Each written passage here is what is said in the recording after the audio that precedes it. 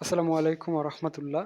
ব্যবস্থাপনা বিভাগ ২য় বর্ষ সামষ্টিক অর্থনীতি যারা শুধু পাস করার জন্য সাজেশন চাচ্ছেন, আমি ৩ টা অধ্যায় দাগিয়ে দিচ্ছি। ১ম, ২য়, তৃতীয় এই ৩ টা অধ্যায় ভালো করে পড়লেই যথেষ্ট। এই বইয়ের পূর্ণাঙ্গ সাজেশন যদি পেতে চান, মারুফ 99 লিখে গুগলে সার্চ করেন তাহলে আমাদের ওয়েবসাইট পেয়ে যাবেন। সেখানে এই বইটা সহ অন্যান্য বইয়ের সাজেশন পেয়ে যাবেন।